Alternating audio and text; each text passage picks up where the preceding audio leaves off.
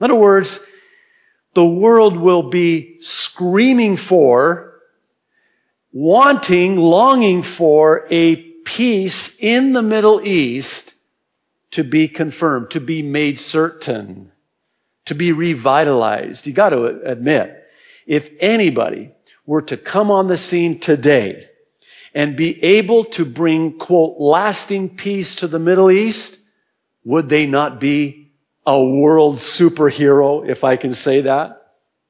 Would they not be hailed as the one who was able to do what nobody heretofore has been able to do and bring lasting peace, confirming a covenant?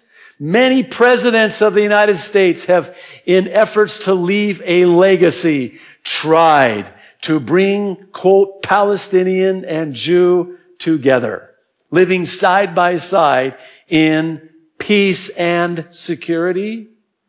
Nobody's been able to do it. That's because there will only be one who will be able to do it, and he will be the Antichrist. And the Jews will worship him thinking he is their Christ for the first 3.5 years of the tribulation. Where's the church? We're not here.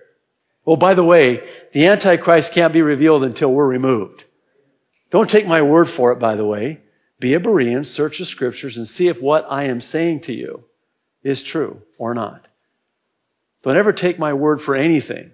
Oh, pastor said. No, that doesn't work. That doesn't cut it. When somebody says, well, how do you know? Well, that's what the pastor said. No, you need to be able to give to every man an answer of that hope that lies within you. And you need to be able to turn to the place in the Word and show them Daniel 9:27.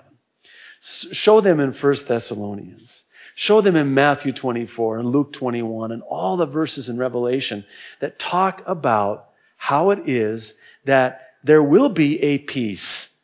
It won't be lasting. It'll be a pseudo-peace from this quote-unquote man of peace.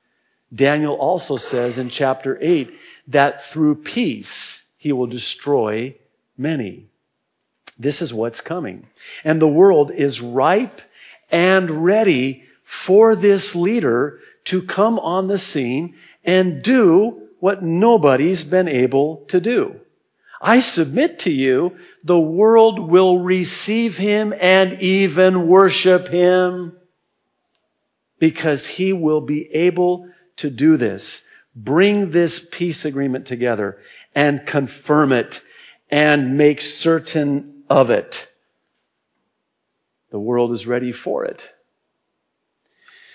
I don't know how many of you heard this chilling quote from this man. It was a number of years ago, and he was the then Prime Minister of Belgium and President of the Consultative Assembly of the Council of Europe.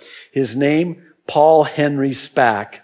He was quoted as saying, and I quote, "What we want is a man of sufficient stature to hold the allegiance of all people, and to lift us out of the economic morass in which we are sinking." Watch this. "Send us such a man, and be he God or the devil, we will receive him." More recently, on August 19th, 1997, the London Times quoted one Jack Lang, the then president of the French National Assembly's Foreign Affairs Committee, in a speech given in Paris. He said, quote, "The European Union needs a single figure at the helm."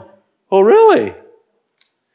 He was also quoted as saying that Europe needed a strong central government with a single personality in control. Oh, they're going to get him. And he will be in control, and he will control the world. He will control a one world religion, a one world government, and a one world economy. All of the world's economies will collapse. We're already seeing the dollar collapse, reaching the lowest levels it's ever been, especially in comparison to the euro. You're watching gold reach record levels, and platinum and precious metals as a result of the decline of the dollar. What he's going to do, the Antichrist, is going to introduce a one world economic system, control the world, cause every man to receive a mark in his forehand or forehead without which no one will be able to buy or sell. It's coming. It's here. The technology exists. What is keeping him from being revealed? Your fault. It's my fault. It's our fault. It's the church's fault. See, we're the salt and light. What's true about salt? Salt is that preserving factor, keeping it from becoming so rotten. That's what, before they had refrigeration, that's what salt was used for. It kept things from rotting. I think things are getting really rotten really quick, but because we're the salt, we have that preserving dynamic, if you will.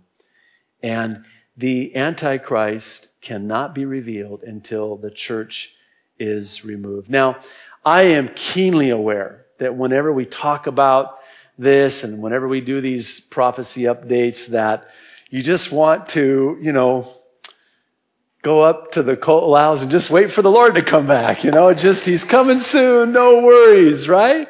Well, that's good and that's healthy, but I need to sort of balance that. First of all, I want to clarify, because we're not looking for the Antichrist to come in the tribulation. We're looking for Jesus Christ to come in the rapture. And the rapture comes before the 7-year tribulation. It has to. That's what the Bible teaches. It does not come in the middle of the tribulation. It does not come at the end of the tribulation. Again, don't take my word for it.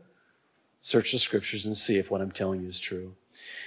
We need to be as ready for the rapture as if it were today as we would be if it was not for another 10 years.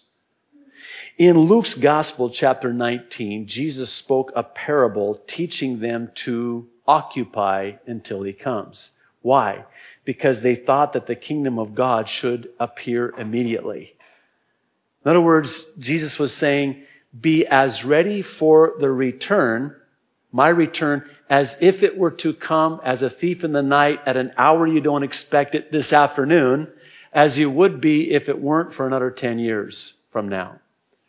See, I still have long-range plans. I'm holding on loosely to those plans. I am praying very effectually and fervently that the Lord will come back before my boys get their driver's license.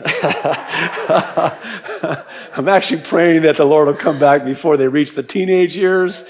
But as some of you can probably attest, it didn't work for you. They're already in those teenage years.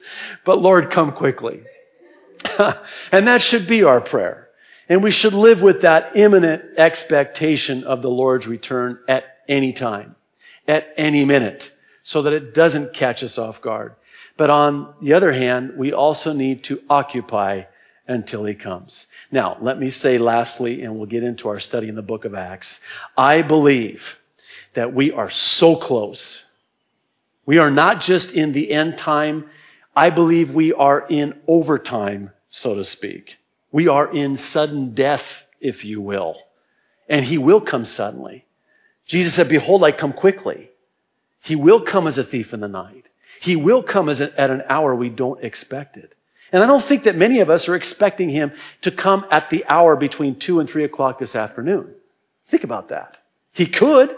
Do you realize there is no prophecy yet to be fulfilled before the rapture of the church? There's many prophecies that have yet to be fulfilled, but their fulfillment is not until the tribulation. But here's what I'm thinking, and this is what Jesus is saying, and Luke's gospel records it. When you see these things that are to be fulfilled in the tribulation begin to come to pass, how much closer is the rapture? We're seeing things that, are being prepared, the stage being set, the props being put in place for the final scene.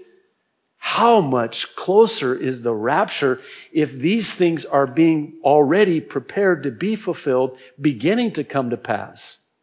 Jesus said, when you see these things begin to come to pass, look up and lift up your head. Oh, your redemption draweth nigh. Church, I believe our redemption draweth very nigh. When I see what's going on geopolitically in the world today, I just look up and I just say, Lord, you're coming really soon, aren't you? I mean, like really soon, like quickly.